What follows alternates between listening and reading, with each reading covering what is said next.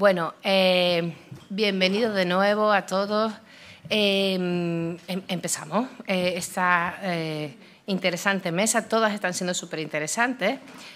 María Márquez es nuestra próxima ponente, no necesita mucha presentación. María es nefróloga del Hospital Puerta del Hierro y presidenta de la Sociedad Madrileña de Nefrología. Y nos va a hablar de la farmacogenómica, que lo vamos a unir seguro con lo que estábamos hablando previamente sobre la medicina personalizada y hacia dónde vamos. Bueno, María, adelante. Muchas gracias. Muchas gracias a los organizadores por haberme invitado también este año a Agendiap, aunque cuando me llama José Luis y me dice tienes que hablar de farmacogenómica, tienes que hablar de las consideraciones de cómo manejar el sistema oral y luego de los nuevos antagonistas de receptor GLP-1, de los agonistas de receptor GLP-1 en 15 minutos, que sea mejor en 12. Dije, bueno, vamos a ver qué tal lo hacemos, ¿no? Pero la verdad es que agradezco la oportunidad porque además la farmacogenómica es un campo donde creo que tenemos que empezar un poco a prestar atención. Estos son mis conflictos. Bueno, ¿por qué venimos a hablar de farmacogenómica? Todos sabemos que hay una gran variabilidad de respuesta a los agonistas de receptor de GLP-1, pero tenemos la idea de que esto nos pasa mucho con los agonistas y que no nos pasa con otro tratamiento antihiperglucemiante, y esto no es verdad. De hecho, las sulfonilureas y la metformina tienen ya estudios de variabilidad interindividuo muy importantes. ¿Por qué ocurre esto? Bueno, pues evidentemente hay una proporción importante de mala adherencia al tratamiento, de no acompañar el tratamiento de cambios en el estilo de vida, en la dieta, pero hay una parte importante de carga genética. Y en metformina y sulfonilureas, hasta un 37% de la variabilidad interindividuo se explica por causa genética, con lo cual, bueno, pues esto es algo que hemos asumido como normal. Yo creo que muchas veces pensamos que es un problema de que el paciente no lo está haciendo bien o no hace más que tomarse la pastilla y no hace nada más, pero realmente no todos los fármacos funcionan igual en todos los pacientes. ¿Qué es realmente la farmacogenómica? Bueno, pues esto lo que explica es la variabilidad de respuesta a un fármaco interindividuo, pero afecta evidentemente no solo al efecto farmacológico, como también a los efectos adversos. Y dentro del efecto farmacológico puede afectar a la farmacocinética, es decir, a cómo se absorbe el fármaco, cómo se distribuye, cómo se elimina, pero también a la farmacodinamia, es decir, a la unión del fármaco, de la molécula efectora a los receptores. Entonces, esto es extremadamente complejo, como ya pueden ustedes ir avanzando, ¿no? ¿Qué tenemos de los agonistas de receptor GLP-1? Pues la verdad es que ha habido varios intentos, pero hasta ahora estamos un poquito todavía en una fase inicial. Se han descrito muchos genes implicados digamos, que modifican la acción de los fármacos. Los más estudiados hasta ahora, hasta el siguiente metaanálisis que les voy a explicar, eran senatide y liraglutide. Y como ven, hay un montón de variantes polimórficas que realmente lo que afectan es casi siempre a la capacidad de control de glicada y en algunos casos al efecto sobre el peso corporal. Lo que es más curioso es que los genes que explican variabilidad interindividuo para una molécula no lo explican para la siguiente, lo cual aún da más complejidad a este tema. Es decir, hay variantes genéticas que explican que no todos los pacientes que están con el senatide controlen igual la glucemia o disminuyan igual el peso o tengan más o menos vaciado gástrico, pero esas modificaciones, esas variantes genéticas no explican el mismo efecto del liraglutide, con lo cual ya pueden ustedes ver que esto empieza a ser un poquito más complejo. Bien, este es un metaanálisis publicado recientemente que lo que hace es analizar los datos o los pacientes de esos 3 estudios con Harmony Award y con 2 agonistas de receptor GLP-1, ensayos clínicos más 4 observacionales hechos en Gran Bretaña con un montón de pacientes, como ven ahí. Y lo que hacen es buscar, estos pacientes estaban con lira, senatide, albiglutide y dulaglutide, que de momento es lo que tenemos resultados. Lo que hacen es buscar variantes candidatas o genes candidatos y luego analizan si realmente hay cambios o no en el efecto del fármaco atendiendo a las variantes de estos genes. Seleccionan estos 2 genes, uno que realmente es uno que modifica la conformación del receptor de GLP-1 y el otro que es SARRB1, que es una beta-arrestina que realmente es la molécula efectora. Una vez que se une al receptor de GLP-1 es la molécula efectora intracelular. Como ven, estos genes están implicados en un montón de cosas que tienen que ver con el control glucémico, con el metabolismo lipídico y demás. Y efectivamente encuentran que hay un porcentaje importante de pacientes que tienen modificaciones de estos genes, esas modificaciones que están ahí de single nucleotide, en todos estos estudios clínicos más los observacionales. Y lo que ven es que efectivamente las variantes del receptor explican una diferencia importante en la capacidad para reducir la glicada de estos fármacos. En rosa lo que tienen es los pacientes que no tienen ninguna variante y en azul los que tienen una o dos variantes del gen. Cuanto más variantes tienen, más eficacia tiene el fármaco para reducir glicada. Y cuando se juntan las variantes del receptor de GLP-1 con los de la beta-arrestina, ven que esto va ganando todavía más potencia. Los pacientes que tienen variantes de GLP-1 más beta-arrestina son los que mejor responden, los que más reducción de glicada tienen, y a partir de ahí va bajando. Pero claro, vean abajo los porcentajes. Estamos hablando de porcentaje de población que tiene estas combinaciones. Pues evidentemente es baja. Estamos hablando de, me parece que al final entraban cerca de 1.000 pacientes. Es un porcentaje de población muy baja y todos sabemos que en la práctica clínica las modificaciones de efecto del fármaco son muy superiores a esos porcentajes tan bajos. ¿Realmente dónde estamos en farmacogenómica? Bueno, pues explica, efectivamente, empezamos a tener explicación de la variabilidad del fármaco, pero de momento solo explica a unos pocos pacientes en algunas moléculas y solo de momento al efecto antihiperglucemiante. No tenemos todavía identificados genes que expliquen los efectos adversos, que probablemente es algo que vemos con mucha más frecuencia que el efecto antihiperglucemiante, que en general nuestra experiencia es que es bueno con el fármaco. Tampoco tenemos variantes en cuanto que expliquen la diferencia de pérdida de peso. Todos sabemos que hay pacientes muy respondedores y otros no, pues aún no están identificadas variantes en este aspecto. Y de momento tampoco tenemos variantes que nos expliquen diferencias farmacocinéticas, solo en farmacodinamia. Entonces, bueno, pues parece que esto empieza, pero le queda un recorrido interesante. Bien. Y paso ahora al siguiente tema, que hablábamos de que las causas de variabilidad importantes son las genéticas, pero también hay una causa de adherencia y sobre todo de posología del fármaco. Y esto es algo que tenemos que recordar con la semaglutida oral. Voy a presentar aquí dos trabajos, dos revisiones, donde tengo además la suerte de tener aquí a los autores, que hablan precisamente de esto, de qué tenemos que saber cuando prescribimos semaglutida, tanto subcutánea como oral, para que realmente tengamos los mejores resultados con los pacientes. Vale. Estos son los resultados de bajada de peso, de control de glicada y de presión arterial con las dos moléculas, las dos presentaciones, oral y subcutánea. Como todos sabemos ya, las dos son muy eficaces, pero es verdad que sigue siendo muy importante, a pesar de la eficacia, que semaglutida oral se insista en que tiene que ser tomada en ayunas, media hora antes del desayuno, con poca cantidad de agua y sin ningún otro fármaco. Y esto a veces parece que se empieza, como es un fármaco que se está generalizando, parece que se empieza a perder esa indicación, ¿no? Y es verdad que si no se toman estas condiciones, la eficacia del fármaco baja de forma muy importante. También es verdad que tenemos que conocer que hay una serie de recursos que podemos indicar cuando el paciente tiene problemas de intolerancia.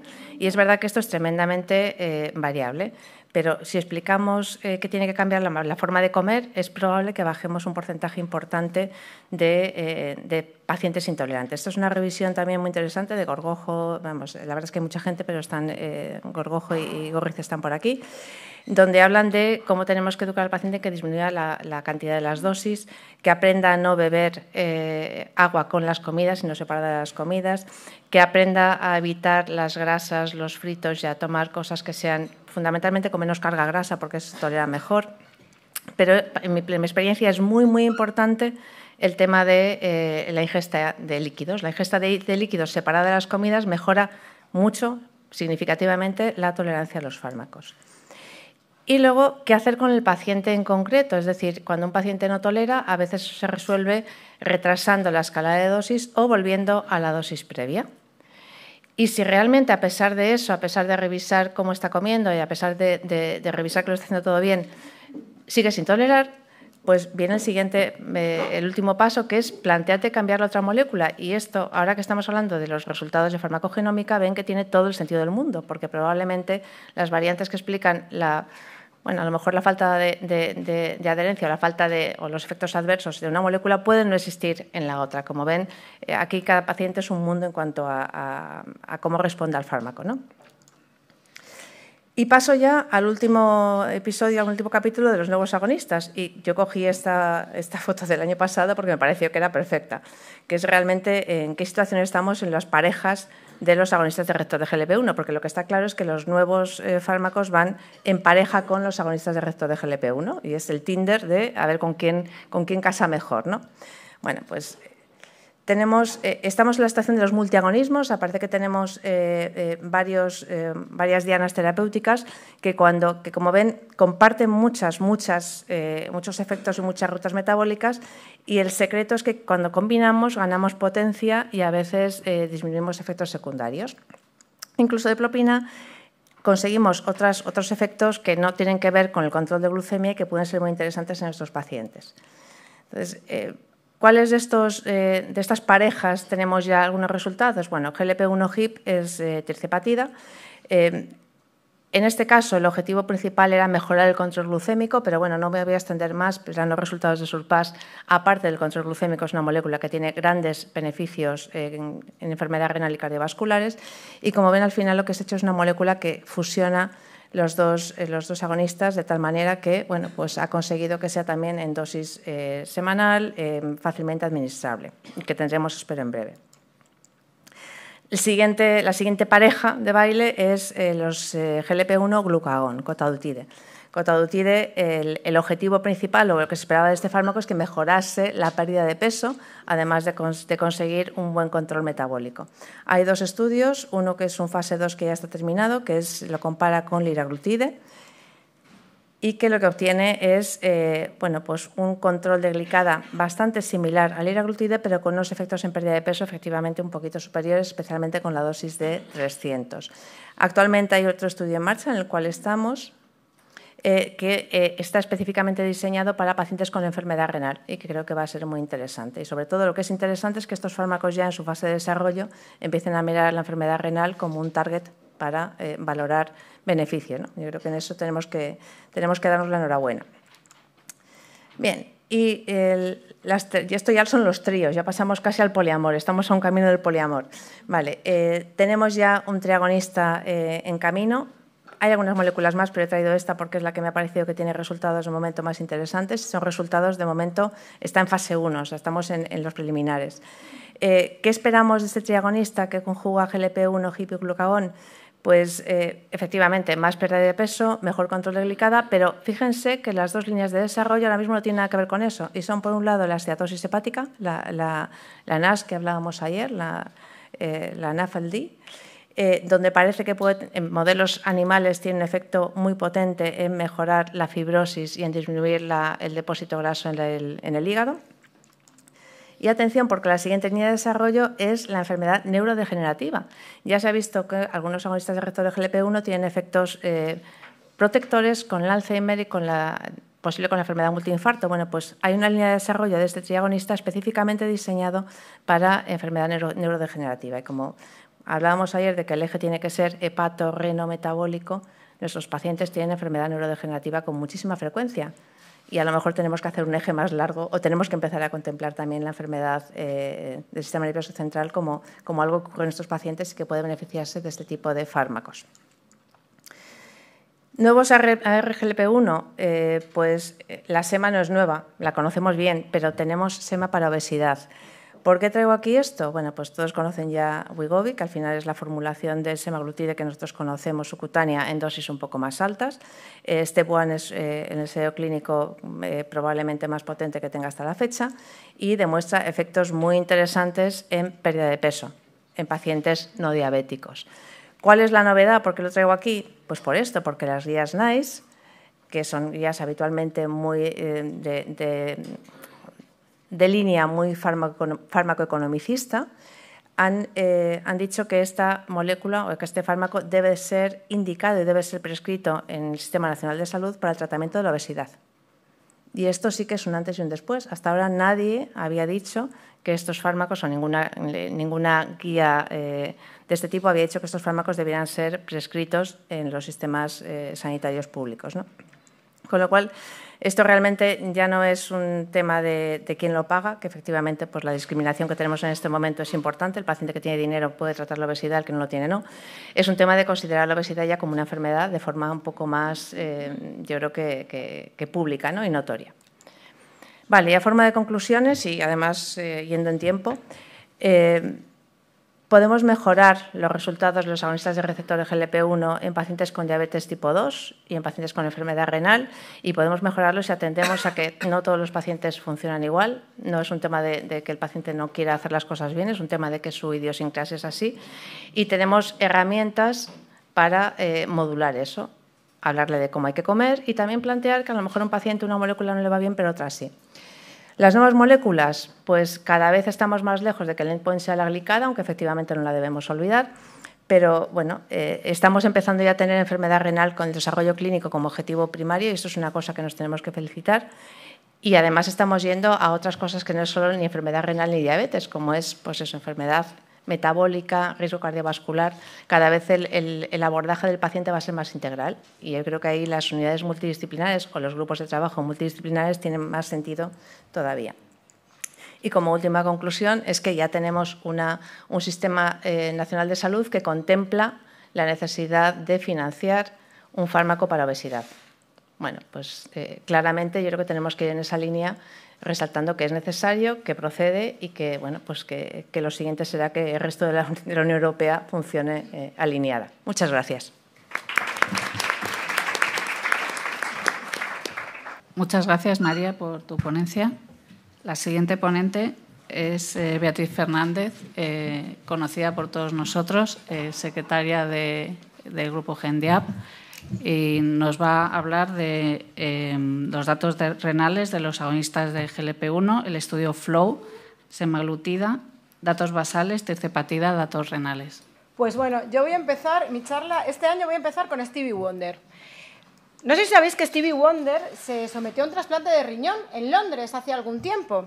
Entonces, ¿qué pasa con Stevie Wonder? Pues a Stevie Wonder lo que le pasó, no sabemos muy bien lo que es, pero lo que sí que sabemos es que Stevie Wonder ganó como alrededor de 40 kilos en unos 30 años.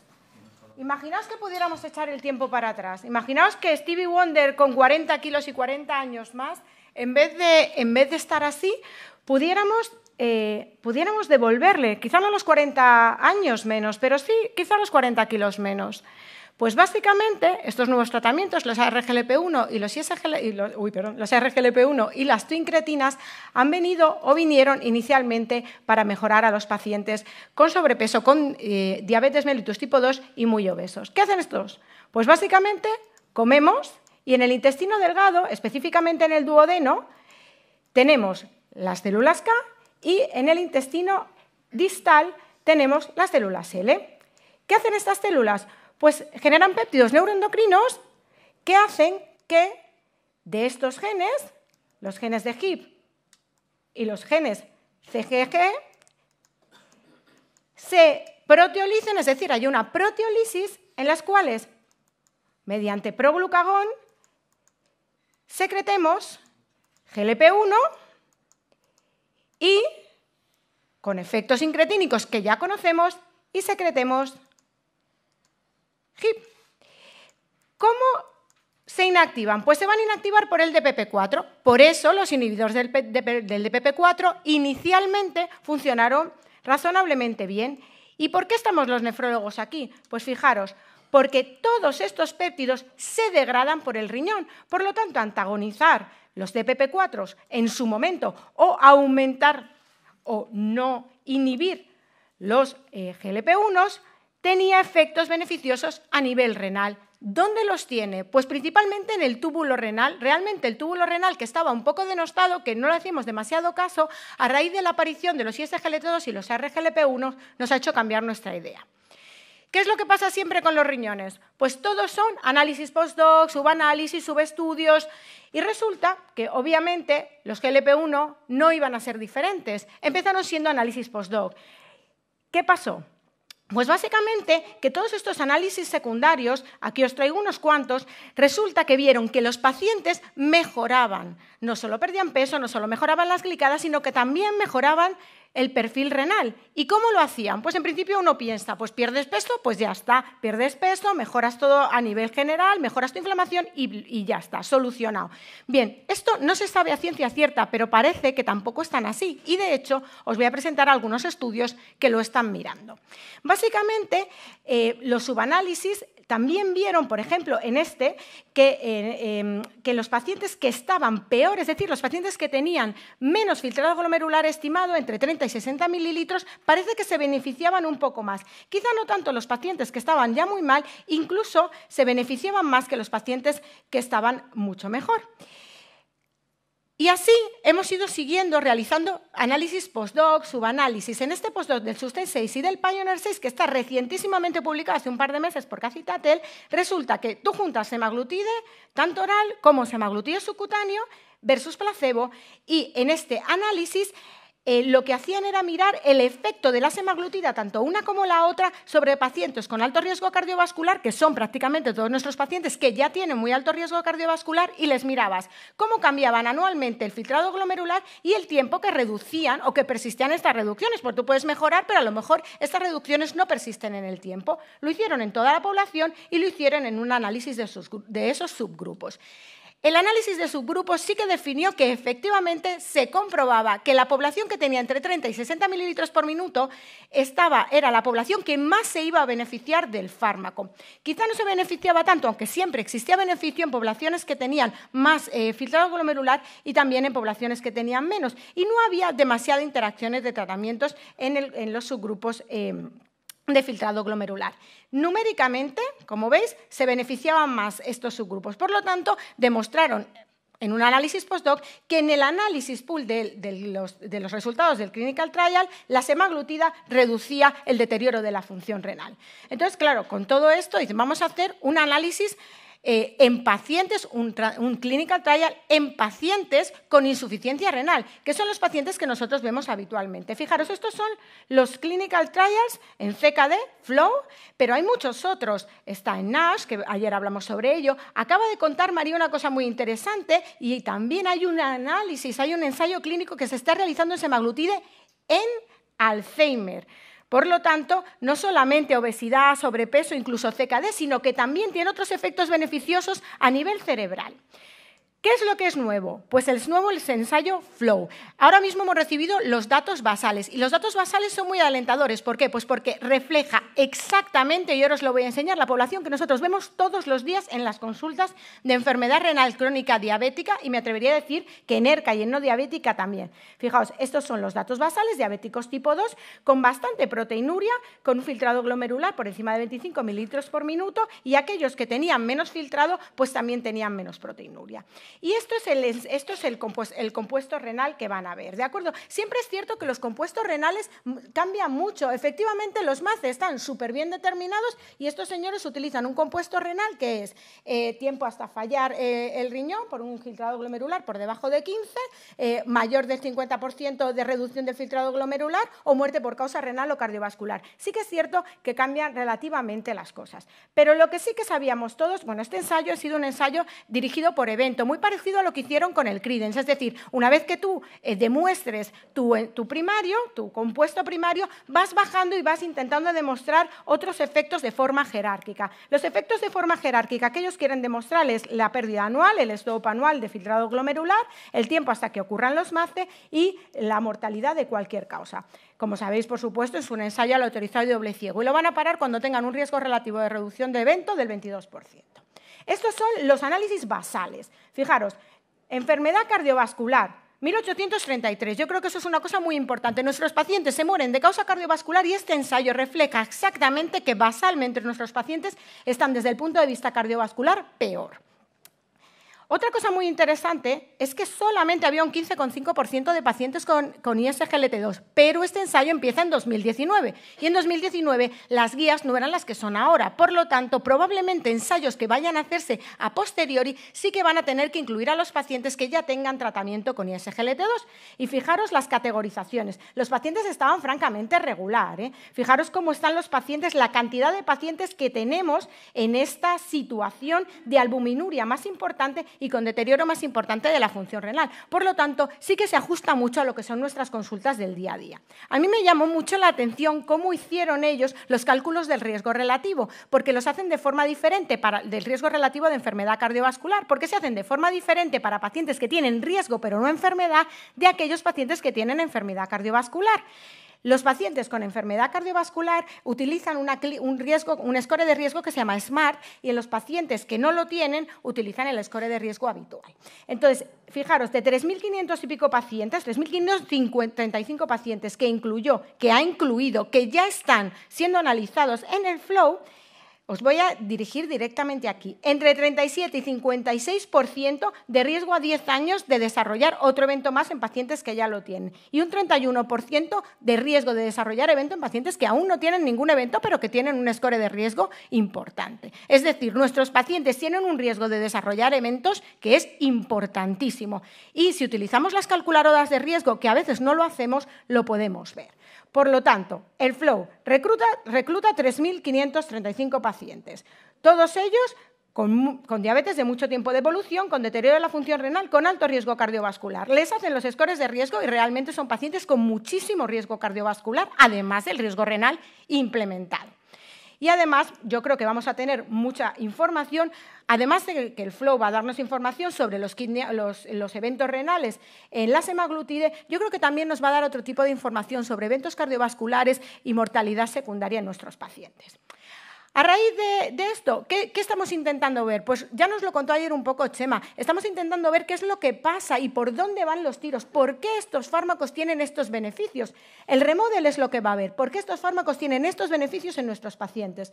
Lo que van a hacer es utilizar un subgrupo de biopsias renales, hacer resonancia magnética multiparamétrica, que ayer estuvieron hablando sobre esto, filtrado glomerular y muy interesante, biomarcadores. Vamos a ver si todo esto se correlaciona y metiéndolo todo en el mismo saco podemos sacar el por qué los pacientes cómo están nuestros pacientes basalmente y qué les ocurre a nivel microvascular y por qué estos fármacos tienen este poder o este beneficio microvascular. De la misma manera se va a hacer el ensayo SMART y el ensayo SMART tiene pacientes con obesidad.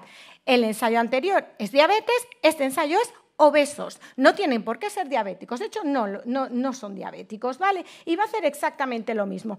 Va a buscar cuál es el perfil de riesgo y ese perfil de riesgo va a ver cómo se beneficia del tratamiento y vamos a mirar de forma microvascular, microscópica, cómo funcionan las cosas. En este caso también se les va a hacer TAC hepático para ver el NAS. Y esta es una diapo que puse ayer porque me lo miré. Estábamos hablando de la microbiota y estábamos muy interesados con el asunto de la microbiota. Yo no sé si lo sabéis y seguro que sí hay bacterias proteolíticas, bacterias sacarolíticas. Pues fijaros, en este estudio, es un estudio muy chiquitín con nada más que 52 pacientes. Y en este estudio con 52 pacientes lo que hicieron fue ver cuál era el perfil de pacientes que se beneficiaban más del tratamiento con ARGLP1. En este caso no definieron qué ARGLP1 utilizaban, simplemente miraron. Utilizaron ARN amplicón. Esta es una secuencia que se utiliza en las heces, pero si queréis luego lo podemos comentar. Existe ya una secuencia de ARN que están haciendo en un sitio en Glasgow que lo hacen en sangre. Entonces, fijaros, dependiendo del tipo de bacterias que tenían más elevadas los pacientes en la sangre inicialmente, respondían mejor y había algunos pacientes que respondían mejor.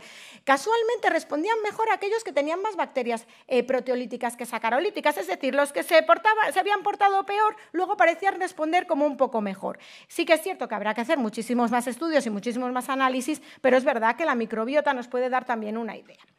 Y unas palabras sobre tirzepatide. Fijaros, tirzepatide, nuevo, 39 aminoácidos lineales, una vida media más o menos de 5 días que te permite pincharlo una vez a la semana. Y una cosa muy interesante y es que las concentraciones en personas con patología hepática y patología renal no difieren de las personas sanas. Por lo tanto, se puede utilizar con muchísima tranquilidad en cualquier tipo de filtrado glomerular. Muy bien, aquí no sé si sabéis quién es este es Ray Charles. ¿Quién prefieres, Ray Charles o prefieres a Stevie? Pues no pasa nada, porque tenemos, fijaros, este semaglutide y este tirzepatide. Semaglutide y tirzepatide comparten 1,20 ácido eicosanoico. Y también comparten aquí aminobutírico en la posición 2 y en la posición 13. Esto les confiere también ciertas diferencias, lógicamente uno es ARGLP1 y otro es HIP, ¿de acuerdo? Por lo tanto, hay ciertas diferencias en los aminoácidos entre uno y el otro, ¿de acuerdo? Pero lo que sí que es cierto es que mientras semaglutide, que ya sabemos perfectamente, da todas estas posibilidades, entre ellas descenso al vaciamiento gástrico, aumentan la lipólisis, disminuyen la sensación de apetito, mejoran la ansiedad por la comida, obviamente, y aumenta la secreción de insulina pancreática. El tirzepatide, que es una twincretina, lo que va a hacer también es aumentar el efecto saciante, aumentar la secreción gástrica y tiene un efecto dispar en la secreción de glucagón. Hay una cosa muy interesante que también están estudiando en NASH, que es que disminuye los niveles de ApoC3, por lo tanto, disminuye también los triglicéridos. Si hacemos un efecto combinado, pues lógicamente vamos a tener mucho más efecto.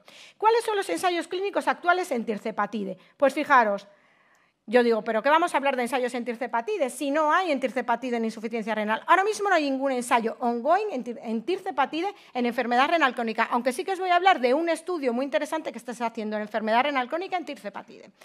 ¿De qué vamos a hablar entonces? Si hemos venido aquí a hablar del tirzepatide y efectos renales, pues vamos a hablar, como no, de un análisis postdoc, de un subanálisis. ¿De cuál? Del SURPASS 4. Tirzepatide ha tenido dos líneas, obesidad y diabetes. Nosotros nos hemos centrado en esta. ¿Por qué? Pues porque salió el análisis postdoc este año pasado en insulina glargina versus tirzepatide. El análisis inicial vio que disminuía en el análisis secundario los endpoints renales, estimación de filtrado glomerular por encima del 40% del basal, muerte renal, progresión a fallo renal y nueva aparición de microalbuminuria. Como veis, cada uno utiliza lo que le conviene para demostrar los resultados renales. Pues fijaros, tirzepatide versus glargina en el post-hoc análisis. La mayor parte de los pacientes no tenían enfermedad renal, ¿de acuerdo? Aquí nosotros hemos hecho en un trabajito que hemos publicado, hemos hecho un análisis nuestro de qué era lo que pasaba en el SURPASS. Aquí los tenéis por rangos de enfermedad renal crónica y de albuminuria. Se siguió a los pacientes entre 85 y 104 semanas, ¿vale? No había criterios de exclusión por filtrado glomerular. Acordaros, no hay problema con esta molécula en filtrados glomerulares bajos, ni tampoco en más o menos albuminuria, incluso tampoco en diálisis. Lo que sí que se excluyó fueron trasplantados de órganos sólidos o personas que estaban en lista de trasplante. Todos estaban con un inhibidor del RAS y un 25% estaban con un ISGLT2, discretamente superior a aquellos que están en el estudio FLOW, que si recordáis es un 15%. Bien, estos son los endpoints secundarios que miraron. Descenso del filtrado glomerular al 40%, de progresión de muerte renal y macroalbuminuria. Y el secundario fue descenso de filtrado mayor al 40% desde el basal, muerte renal y progresión a fallo renal. Endpoint número 1, endpoint número 2. Nosotros, este es el endpoint número 1, fijaros, un descenso del 0,59 de la hazard ratio, pero casi todo, si os dais cuenta, es a golpe de reducción de macroalbuminuria. Esto ellos no lo cuentan, esto nosotros hemos hecho las cuentas cuando hemos visto el ensayo y lo hemos mirado y efectivamente casi todo es a golpe de reducción de macroalbuminuria. Pero si miramos este ensayo con un poquito de detenimiento, vamos a ver que en albuminuria 2 y 3 la población sí, efectivamente, casi todos los endpoints venían a golpe de reducción de macroalbuminuria. Si veis, endpoint número 1 que lleva la macroalbuminuria dentro, había una reducción mayor que solamente si quitas la macro y cuando te queda la macro residual, pues ahí lo tienes casi todo, es a golpe de macroalbuminuria. Pero en los pacientes con filtrado glomerular peor, ¿vale? En la población G3, que si os acordáis de los análisis previos realizados en las poblaciones, en los análisis postdoc, eran los pacientes que quizás también se beneficiaban más, este endpoint número 2, que recordáis que es el endpoint quitando la albuminuria, era a golpe del cual mejoraba la hazard ratio y ya no tanto a golpe de macroalbuminuria, es decir, los pacientes que tenían entre 30 y 60, efectivamente en la macroalbuminuria les desciende, pero no solamente en los pacientes macroalbuminúricos, sino que en aquellos que no estaban tan macroalbuminúricos o que tenían micro o que eran normo, sí que mejoraron los pacientes que tenían un filtrado glomerular peor. ¿Qué pasó con las categorías de filtrado glomerular estimado? Pues un poquito parecido. Los pacientes en G3 que estaban un poquito peor se beneficiaban más y los pacientes que tenían menos albuminuria pues también parece que se beneficiaban más. Este aumento del beneficio se veía también con ISGLT2 y ARGLP1. Como novedad, en el TIRCE solamente Treasure CKD. Van a hacer algo muy parecido a lo que van a hacer los ensayos con semaglutide, pero lo van a hacer con tirzepatide, utilizando lo mismo, oxigenación renal mediante el uso, en pacientes con diabetes tipo 2, mediante el uso de técnicas multiparamétricas de resonancia magnética. Van a haber también una serie de endpoints secundarios, igualmente serán pocos participantes. Por lo tanto, de todos estos ensayos que hay, ahora mismo no hay ninguno en paciente renal y solo hay un subanálisis en paciente cardiovascular. Por lo tanto, realmente todavía nos queda mucho por ver. Para llevarnos a casa, básicamente está claro el beneficio, el ensayo FLOW lo va a ver, pero yo creo que no tenemos suficiente evidencia todavía hasta que lo tengamos, pero probablemente sea un ensayo muy positivo. En tirzepatide no tenemos ensayo renal todavía. Es probable que la combinación de muchos factores sean los que realicen estos efectos, tanto directos o indirectos, beneficiosos sobre el riñón, y luego estos efectos los están intentando demostrar mediante pequeños ensayos con pocos pacientes, pero con mucha información con respecto a microvasculatura. Y nada, lo único que os quiero decir es que os doy las gracias por venir y por desearle a pacientes como Stevie Wonder que retrocedan 40 años en su vida y que se puedan beneficiar de estos fármacos ahora mismo. Gracias.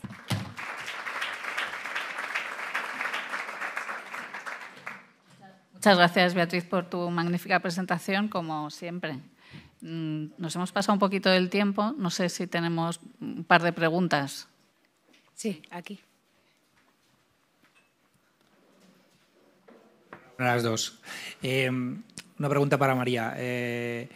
Realmente el problema que tenemos con la predicción de resultados con GLP-1, ya sea con farmacogenética o con cualquier otro tipo de variables, es que no hay una definición unívoca de respuesta, ¿de acuerdo? Y hablar de descenso de glicada, así sin más, es absurdo, porque va a depender de muchos factores, de ellos del nivel de glicada que tienes al principio, ¿no? O sea, que no tiene nada que ver ese con otro. Pero para mí es mucho más importante el predecir resultados cardiovasculares o renales. Es decir, de hecho yo, que estoy de National Leader en el SOUL, he propuesto en uno de los trabajos secundarios, vamos a utilizar factores farmacogenéticos de respuesta a los outcomes cardiovasculares. Es decir, a mí ya me da igual lo que baje la glicada a la semaglutida oral. Lo que me interesa es ver qué perfil genotípico de paciente tiene una respuesta cardiovascular y cuál no, ¿no? Quizá a lo mejor nos tenemos que replantear qué entendemos por respuesta y qué respuesta nos interesa más, porque es posible que un polimorfismo que va bien para el descenso de la glicada no sea el que va mejor para el tema cardiovascular o renal. No sé qué piensas. Totalmente de acuerdo. De hecho, cuando lees los artículos se pierde mucho en el interés de detectar variantes polimórficas, variantes de single nucleotide, pero realmente la repercusión clínica de eso es bastante cuestionable. Yo creo que vamos a ir, es lo mismo que hablábamos antes con José Luis, o sea, tenemos que un poco ser más capaces de identificar qué tipo de paciente tenemos delante y una vez que lo tenemos identificado, qué tipo de fármaco es el que le va mejor, ¿no? Y tendremos, yo creo que en el futuro, herramientas desde clínicas efectivamente, a tener los genes bien tipados como para decidir. De momento, yo creo que son resultados ahí un poco inconexos que lo único que nos dicen es que no todos los pacientes responden igual a fármacos que son estupendos, pero que de repente tienes un paciente delante que no le hace absolutamente nada. Bueno, pues es que hay un motivo para eso, ¿no? Y a lo mejor cuando tengamos más moléculas disponibles, pues podremos cambiar y ver que lo que le va bien a uno realmente es que no estaba hecho para él, ¿no? Pero sí, en el futuro podremos, efectivamente, el outcome de bajar la glicada, lo que nos importa es que se mueran menos, pero es que eso todavía es más complicado de medir, ¿no? En esta línea, perdón, María, quería preguntarte, porque no me quedó claro. El outcome, o sea, ¿no se han encontrado variables, polimorfismos asociados a la bajada de peso? ¿Por qué no se han mirado o por qué se han mirado y no se han encontrado? ¿Por qué no se han encontrado? Se han mirado, pero los que hay hasta ahora consistentes son con bajada de glicada. La bajada de peso y el vaciamiento gástrico solo se ha encontrado alguno y con esenatida y en casos, digamos, no replicados en otros pacientes. Sin duda es lo que más le importa muchas veces al paciente, ¿no? Le pones el fármaco y ya verás que con esto bajarás de peso y tal, y no, viene y no baja al principio 2 kilos y luego te los recupera. Y hay un porcentaje bastante alto de pacientes, alguien me dijo que un 10%, yo en mi consulta tengo mucho más. Lo de cambiarle la molécula parece que a raíz de pensando que quizás hay un proceso farmacogenómico detrás, parece que tiene sentido, pero no sé, hay gente que no mejora. Los endocrinos me corregirán, pero mi sensación es que, sobre todo en enfermedad renal, que no tenemos unos niveles de glicada especialmente altos. Mi sensación con estos fármacos es que casi siempre controlas bien la glucemia, la glicada, y lo que te pasa es que tienes una tasa de no respondedores en cuanto a pérdida de peso importante. No todos los GLP-1 son iguales ni tienen la misma eficacia. Es decir, merece la pena pasar de dulaglutida a semaglutida, pero no al revés. ¿Vale? Porque semaglutida es más potente a la hora de ver la bajada de glicada de peso, pero como paséis de una semaglutida a una dulaglutida, no os predigo una buena respuesta. Sí, nosotros, por ejemplo, en el trabajo de semaglutida que hicimos en vida real, había un porcentaje que era de un 40% de pacientes que pasamos de dulaglutida a semaglutida y que conseguimos bajadas de peso. También hay que tener en cuenta la semaglutida oral tiene más variabilidad en la absorción, es diferente, y quizá el tema de la microbiota que ha comentado Beatriz también es importante, que no solo es un tema de polimorfismo genético, también luego de absorción y de variabilidad en la absorción del propio paciente, ¿no? Y del tipo de la subcutánea pues tiene más eficacia, menos variabilidad que la oral también, ¿no? Es verdad que en los renales la tolerancia es muy importante, pero yo a veces digo dosis homeopáticas de los GLP-1. Semaglutide, los datos que habéis presentado, Beatriz, es con 2,4. Y muchas veces en pacientes de nefrología por tolerancia se queda con dosis mucho más bajas. Y luego tirzepatide no tiene nada que ver 2,5 con 15 miligramos. Lo que hay que llegar a la máxima dosis tolerada. Las dosis que hacen perder peso son dosis elevadas. Entonces, yo veo mucha obesidad, viene gente, no, con usted pierdo, ¿no? Si conmigo llegáis a 2,4 miligramos de semaglutide con combinaciones de Ozempic. No tenemos el sema de 2,4, no tengo el Wegovy, no estoy en el Reino Unido, pero yo hago una de español de 1 miligramo más clic, que hacen 2,4.